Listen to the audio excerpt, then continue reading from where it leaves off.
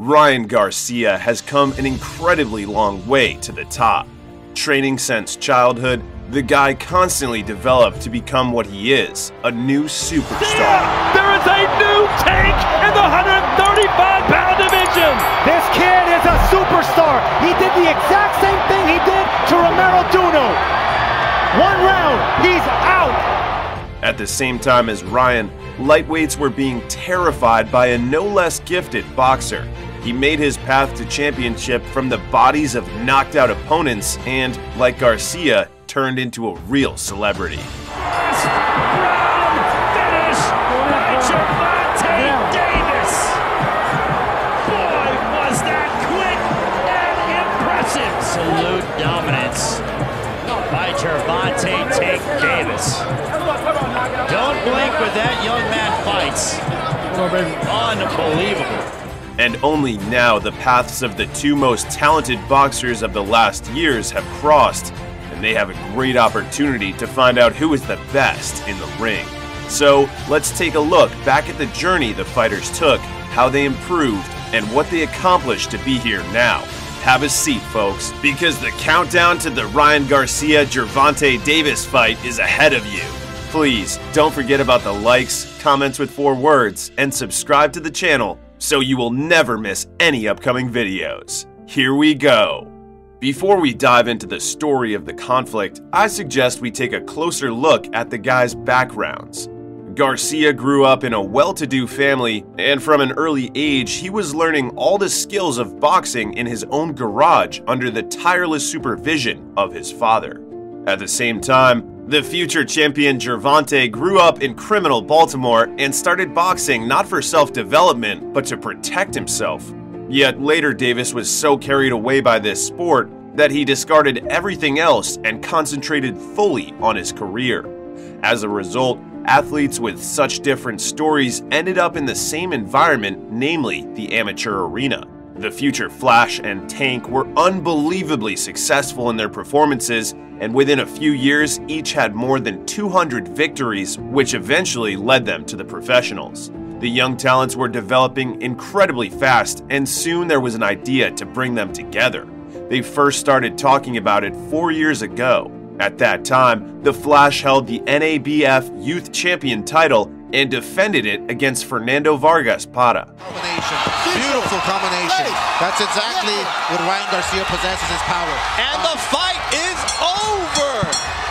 From Ryan King Rye Garcia and Oscar De La Hoya, quick as ever, gets right up there. 2 minutes, 55 seconds is all he needed in this first round. Wow. It took the guy only 3 minutes to punish the Mexican veteran with his signature left hook. A deep knockout from a young talent. But while Ryan was enjoying his youth titles, the Baltimore native was making a lot more splash in the division. Gervonta had already held the actual IBF champion's belt, but lost it because of being overweight. This event did not put the Tank out of action, and he continued to hunt for more achievements as well as for the heads of his opponents. So, in the fight with Argentinian Jesus Cuellar, Davis claimed the WBA super title. Close it out and win another world title. Look at this power, and this one is up. Gervonta "Tank" Davis is once again a world champion, and the future is absolutely so bright for the Baltimore favorite. In no more than 3 rounds, he annihilated and knocked out his very experienced opponent with his gunfire, a performance worthy of a true champion. After all the fireworks the guys put on in their last fights, it was clear that sooner or later they would have to meet and decide who was the strongest. This weight category was too tight for 2 such gifted boxers. Garcia was the first one to talk about the fight. I know for a fact that me and Gervonta fought right now, it would be on pay-per-view and we would sell it out. It would be crazy. Everybody would want to watch it. I just know for a fact. If we all promoted it the way that I know we probably both could, it would be a pay-per-view fight right now. He says he wants to fight on pay-per-view. Let's do it. What you waiting for? The much more titled and frankly more experienced champion at the time, in the person of the Tank, took this idea with obvious sneer. It doesn't matter who I fight. It doesn't matter. As long as I put on a great performance whenever, whoever I fight, it doesn't matter. I don't believe that it's a big fighter out there that, no, I do. Who's that, Long? No. Tank. Not Long. Mike? No. Who? What's his first name? Ryan. Oh, you want Ryan? That's your money fight. I think that's gonna be like, that's gonna be the money. But it's not. I don't want him now. I want him when he's mature. As it turned out, Gervonta was right, and then they were not destined to share the ring. After his high-profile interview, Ryan won the NABF and WBO NABO titles in his next appearance, and then decided to continue his career at a new lightweight division. The guys' paths diverged, but Garcia's decision was justified for many reasons. King Rai had been fighting as a featherweight since he was 15 to 16, and by the age of 19, it was getting harder and harder for him to cut down to 130 pounds. Besides, in the next weight class, there were much more famous boxers, a victory over whom would help Flash to spin even stronger. The debut in 135 pounds was not the best one. The Mexican Carlos Morales lost almost all rounds to the brilliant kid, but by some miracle in the eyes of one of the judges, he earned a draw. Luckily, two other judges were more prudent and gave the victory to the American, but the audience still booed Ryan. The future superstar did not take this personally and gave a reasonable post-match interview. Like I said, I'm 20 years old. I'm not even supposed to be doing this. That's why it's a blessing. Haters can talk all they want. At 20 years old, what were you doing? Like, I'm living my life. I'm living my dream. So say whatever you want. I'm going to keep improving, and I'm just going to feel like I'm going to get better and better each time. So. At the same time, Tank chose to linger in his division and continue to defend the belt, although, like Ryan, he had serious problems fitting into the category limit. Over 2019, Gervonta had 2 fights in featherweight, in each of which he didn't have any troubles at all. Despite the difficulties with the weight cutting, the champion looked simply unbeatable and scored one scary knockout after another. Especially poor guy Ricardo Nunez was in trouble.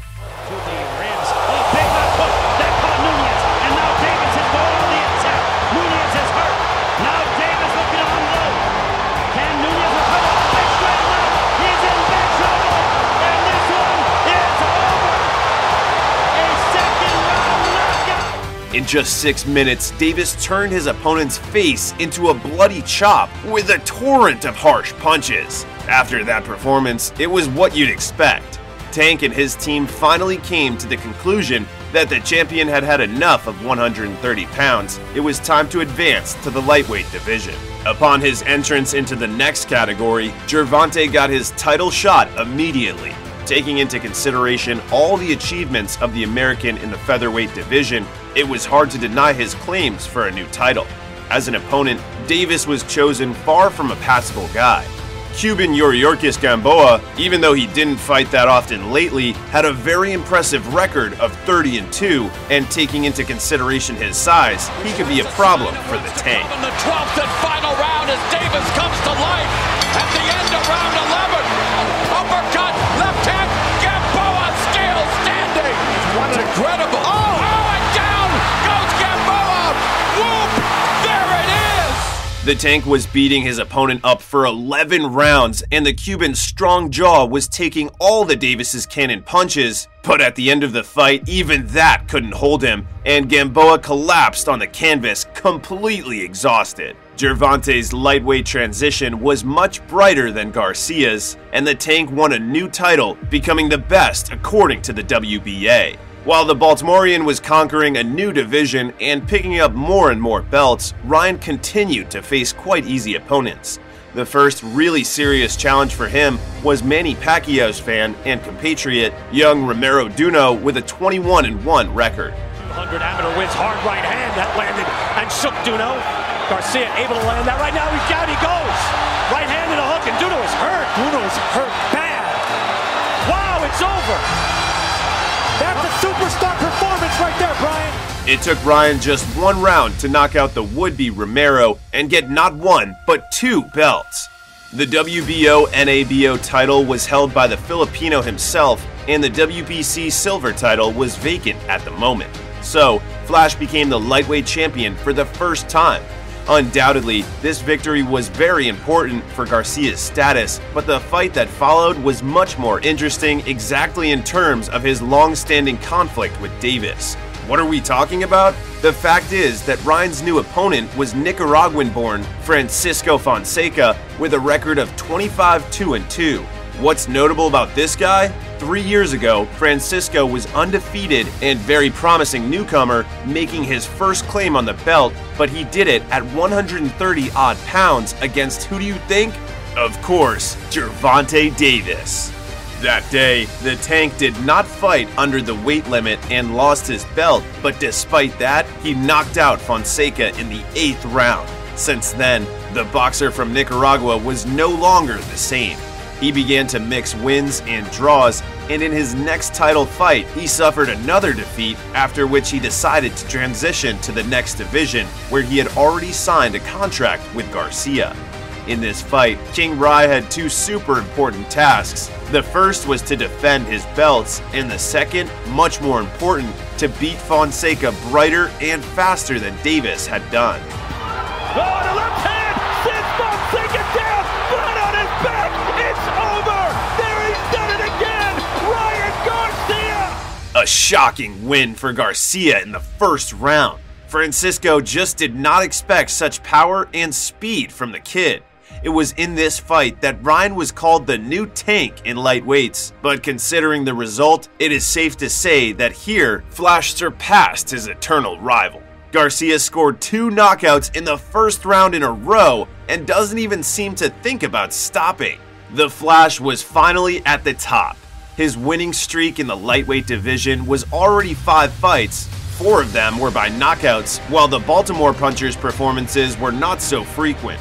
After destroying Cuban Gamboa, Gervonta disappeared for almost a year, but the wait for his return was worth it. Davis's new opponent turned out to be Mexican Leo Santa Cruz, who had been one of the best boxers in this weight class in the last few years and has also held belts in 4 different weight classes. No matter what you say, the level of opposition between the Tank and Garcia was still drastically different.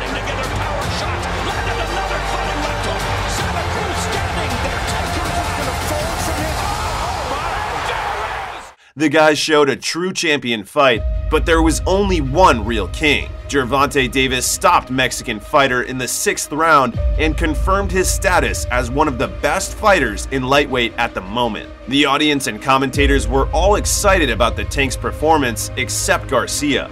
Watching the success of his nemesis, Ryan knew that he had to catch up with Davis, and for that, it was vital to beat worthy opponents and win the belt of one of the 4 major boxing organizations. Very soon, a real tough opponent was found. It turned out to be the British Olympic champion Luke Campbell, who was coming off a loss to Vasyl Lomachenko, but still was rated very high in the boxing community. Also, the WBC interim champion title was at stake in this fight, so it looks like Garcia killed 2 birds with 1 stone here. Much more flat-footed. Seems like he wants to. Oh, left hand sends the kid down, and that's what he was setting him up for. Luke was looking for that overhand left. The start of the fight was a complete surprise to everyone. Luke knocked the prospect down in the 2nd round. Garcia got up and went on to let the Brit know that he shouldn't have done that. So saying to Ryan Garcia, you're young. Body shot, and he goes down, and now Campbell is down on a knee, 2 knees. He's asking questions. He's asking, do I want to get up? Can I get up? It is over! Ryan King Ryan Garcia! The Flash proved to everyone that he was not afraid of trouble, and even if he fell, he would keep fighting no matter what. Finally, Ryan tried on, albeit an interim, but no less important belt of one of the major organizations. The boy lives up to the expectations. Now a potential bout with Davis is being talked about with renewed vigor, and the promotion is once again in the hands of Ryan, who came to Mike Tyson's podcast and challenged the Tank through video call. Baby, 2 rounds. 2 rounds. I don't care. You're on pause. 2 rounds. 2 rounds, you're going to sleep. 2 rounds. Hey, it's not going to hurt. I promise you it's not going to hurt. I don't care what you got. Yeah, all that. Boy, you won't be able to touch me. You ain't never fought a 135 in your life. Just different. Just, I don't care what you say. You ain't got nothing. You ain't got nothing. Boy, I don't care. You too ugly to be champ. I would have hit him. You know I would have killed him after that. Hey. We fighting next. Let's go. Let's go. Hey. It didn't even take a physical confrontation to get everyone talking about this fight. Teddy Atlas also talked about his vision for this fight and even compared it to the great confrontation of the past. Interesting matchup. It's, you know, it's Frazier and Ali. You know, just to get to the point quick, to make a, you know, to make an optics, to put optics out there. You know, it's a guy that's the big puncher coming after you against the guy who's got to control the ring and box and use those skills and be that guy. But I will say, and then I'll get thoroughly to the point of where I want to go, but don't count Davis short on just being a seek and destroy guy. He's got instincts to counterpunch. Despite the history, the conflict, and most importantly, the mutual dislike of both guys, the meeting never happened. Ryan and Gervontai's paths diverged again as one of them switched weights once more. This time, it was a tank. Davis moved up to the super lightweight division, where he decided to fight for the WBA title against Mario Barros, who was in good position. Right hand to the body by Barrios. Barrios is down! It was a tough start for Davis, but after finding his rhythm and distance, the tank just blew Mario away like another obstacle. Fantastic power and speed of the champion even in the late rounds. It seemed that with such a stunning victory and a title in a new category, Davis could stay in the welterweight division, but Gervonta knew that with his size, it would be hard to take on the local giants, so he moved back down to the lightweight division that year. Here he was eagerly awaited by WBA title challenger Isaac Cruz. In 12 full rounds, he took on his Mexican opponent, but it was not an easy win. Not only did he have to fight for a full 36 minutes, but also the score was pretty close. After 2 fights in which the tank had some real problems, people started to talk about how Gervonta was on the decline and his best years were in the featherweight division.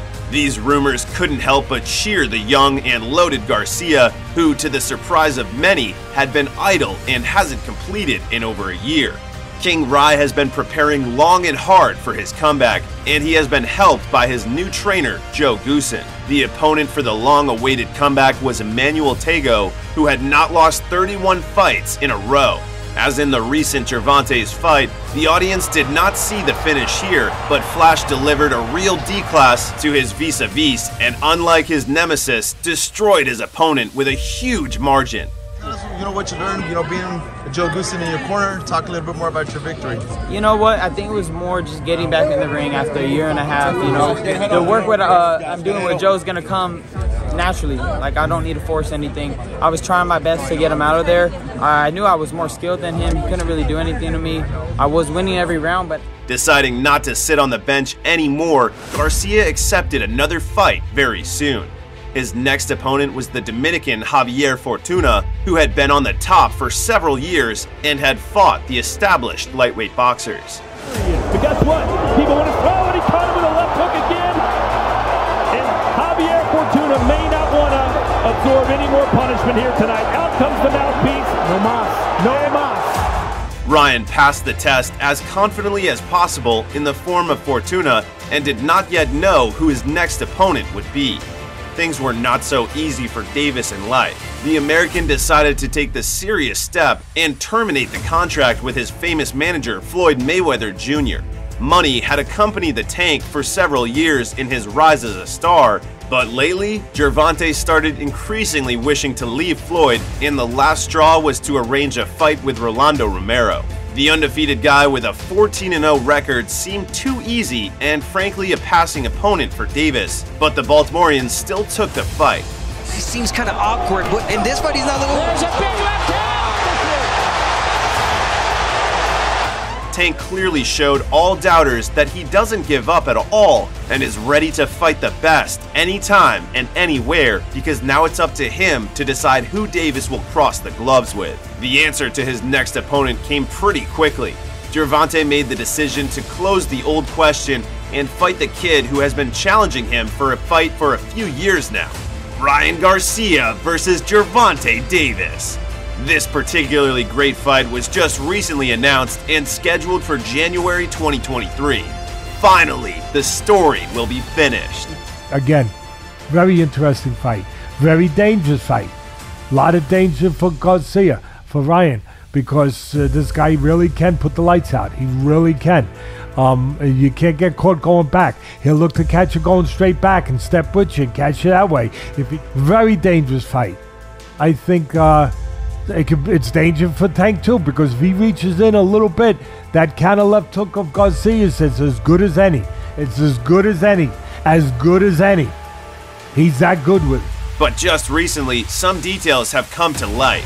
In January, Tank will fight some Hector Garcia, and at the same tournament, Ryan Garcia will meet the Filipino Mercida Gesta. It is after that both guys will finally fight against each other, the contracts for which are already signed, and we should not expect this meeting until April at the earliest.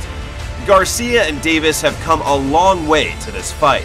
From being a young and unexperienced boxer, Ryan has step-by-step evolved into an elite counterpuncher who can easily beat the best athletes in the weight class. Tank has also undergone a major transformation. Davis has changed from the once helpful image and style of a nuclear knockout artist to the much more reserved but very technical and effective tactics of the second number. The guys fought many opponents, knocked them out in the first rounds, and sometimes had some problems, but now their meeting, which all these years was only on the paper, will finally take place. And damn, the whole boxing world can't wait for this fight as well as me.